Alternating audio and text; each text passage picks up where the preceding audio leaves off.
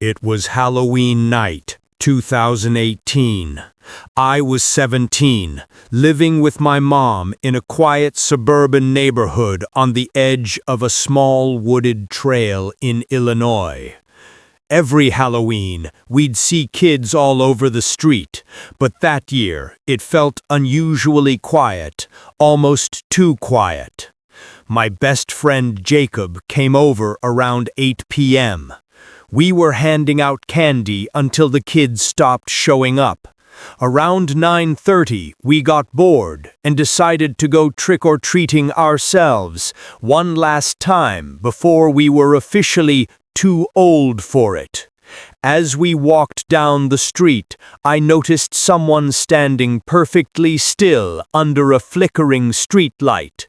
He wore a torn jacket, ripped jeans, and an orange pumpkin mask. Not one of those plastic ones. It looked rough, handmade, like it was carved from an actual pumpkin. He didn't move, didn't wave, just watched us. I joked that it was probably some dad trying to scare kids, but Jacob didn't laugh. When we turned the corner and looked back, the figure was gone.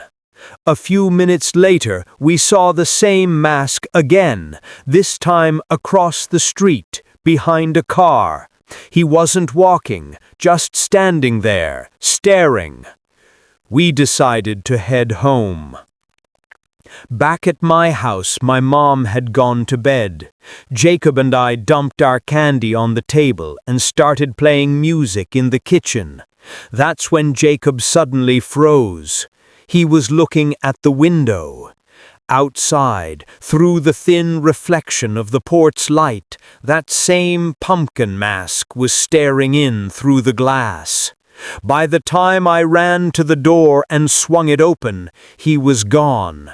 Only the faint sound of wind and the rustle of leaves in the dark street. We locked every door, every window, and decided to sleep in the living room downstairs. But around midnight, I woke up to a noise. A tap, tap, tap from the back door, the one facing the woods. I woke Jacob up. We both listened. The tapping stopped, replaced by a slow, heavy breathing sound, just on the other side of the door. Jacob turned on his phone flashlight. Through the fogged-up glass, we saw it, a face pressed against the window, the pumpkin mask. We ran upstairs yelling for my mom. By the time she came down, whoever it was had vanished, but there were handprints all over the glass and oily smudges where the mask had been pressed against it. The police arrived 20 minutes later. They searched the yard and the edge of the woods but found nothing. One officer mentioned that a few blocks away, people had reported a man in a pumpkin mask scaring kids earlier that night, but no one had gotten close enough to describe him. The next morning, I went out back. There were muddy footprints leading from the trees straight to our porch and back again. But near the tree line, something caught my eye. Half buried in wet leaves was a small torn trick-or-treat bag, still full of candy. Written in black marker across the front was one word: Evan. Later, a neighbor told me a kid named Evan went missing a few towns over on Halloween night the year before. They never found him. And that pumpkin mask? Some nights, when the wind hits the window just right, I swear I can still see those crooked eye holes staring back at me. It was Halloween night, 2019. I had just moved into a small neighborhood in upstate New York with my dad. Our house was older, creaky floors, weak porch light, and a big bay window that faced directly across the street at another house that had been vacant for years. The real estate agent said the owners had passed away a while back and no one ever bought it. Even the mail stopped coming. It just sat there, a dark, silent shape across from our living room window. That Halloween, my dad was working the night shift at the hospital, so I was home alone. I didn't plan on trick-or-treating. I was 19, in college, and more focused on finishing a project due Monday. Still, I left a bowl of candy on the porch for kids. By 10 p.m., the trick-or-treaters had stopped, and the street was almost empty. The only light came from the faint orange glow of the jack-o'-lanterns lining the sidewalks. I sat on the couch working when I noticed something. A light flickering in the house across the street. It wasn't bright, just a faint yellow flash coming from an upstairs window. At first, I thought maybe someone had finally moved in. But then I remembered. There were no cars in the driveway. I stood up and moved closer to the window. The light flickered again, longer this time. And that's when I saw it. A silhouette standing in the upstairs room. It was hard to make out any details through the dusty glass, but whoever it was stood completely still. Then slowly, the shadow moved to the window and just stood there, facing my house. I froze. I didn't want to turn the lights off, didn't want to move at all. After a minute, the light went off completely, and the figure was gone.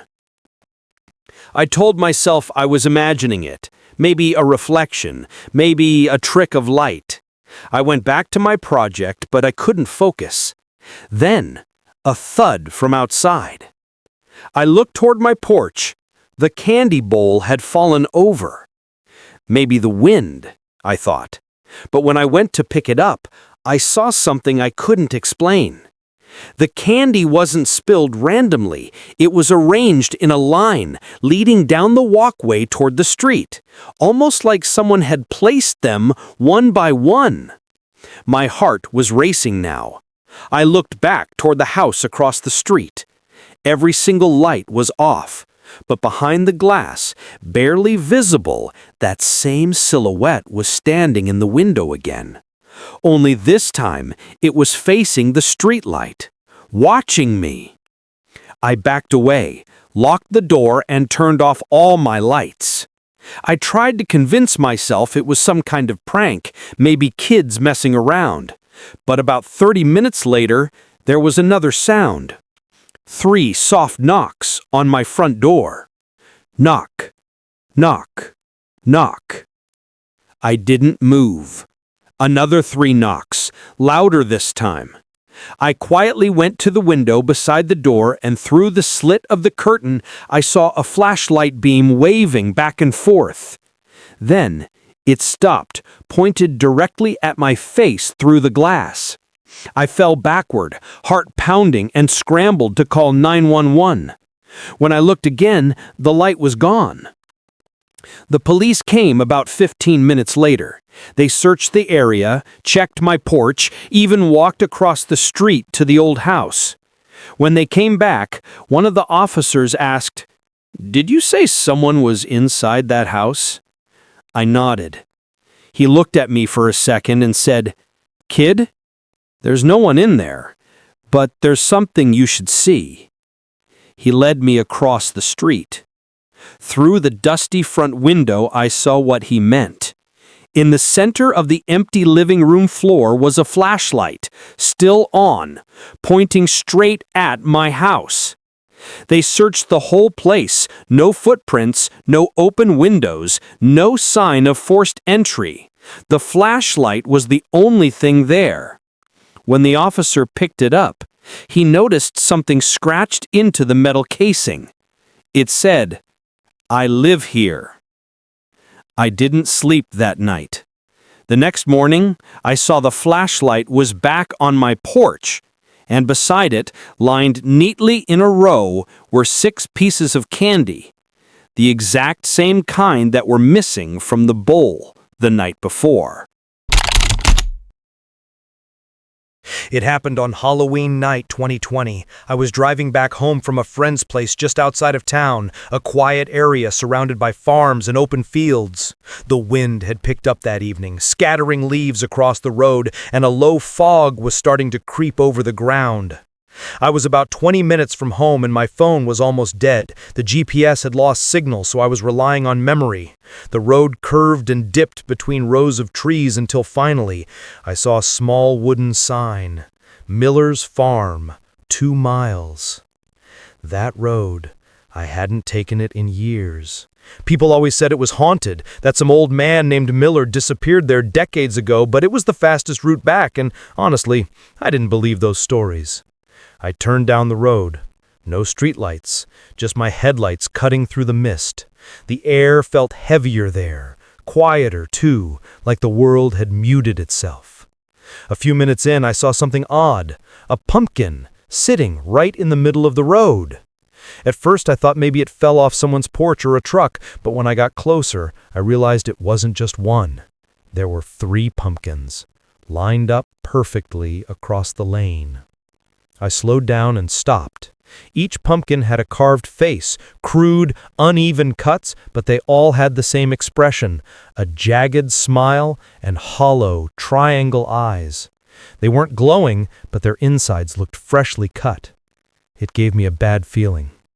Still, I didn't want to just run them over, so I got out of the car to move them aside. The moment my door shut, I realized how quiet everything was. No wind. No insects, just dead silence. I walked up to the first pumpkin and bent down, and that's when I noticed it. Something dark was smeared along its base. It wasn't dirt. It was thicker, like dried blood. A sound came from behind me, leaves crunching, slow, deliberate footsteps. I spun around, nothing, just fog. I hurried back to the car, but as soon as I opened the door, my headlights flickered, once, twice, then went out completely. The engine died too. For a few seconds, all I could see was the mist glowing faintly under the moonlight. Then through that haze, I saw a shape standing behind my car. Tall, still. At first I thought maybe it was a scarecrow, someone's Halloween decoration, but it started moving, slowly, step by step, toward the front of my car. I locked the doors, grabbed my phone, and tried calling for help. No signal. The shape stopped, a few feet from the hood. That's when the moonlight hit its face, or what was left of it. It looked like an old man, his skin pale and stretched thin, clothes torn like he'd been buried in them for years. In one hand, he held a small lantern, its light barely flickering, and in the other, a knife, rusty and curved like a sickle. He leaned forward slightly, and I swear, he smiled. Then, with a slow, scraping motion, he dragged the knife across the hood of my car, leaving a deep line in the paint. After that, he just turned around, walked back into the fog, disappearing between the trees. I sat frozen for at least a minute before trying the ignition again. It started, I didn't question it. I floored it out of there, headlights flickering as I sped down the road until I hit the main highway. When I finally got home, I told myself it had to be some crazy person or a prank, but the next morning when I checked my car, the scratch was still there, long, rust-colored, and across the hood. And in the middle of it, carved into the metal itself, were 2 words: Miller's Road. The weirdest part, when I drove back there a week later with a friend, just to prove I wasn't losing my mind, there were no pumpkins, no fog, and no sign that anyone had been there in years. Even the old wooden sign for Miller's Farm was gone. If you liked these stories, don't forget to like, share, and subscribe. More true horror stories are coming soon. Stay tuned and stay safe.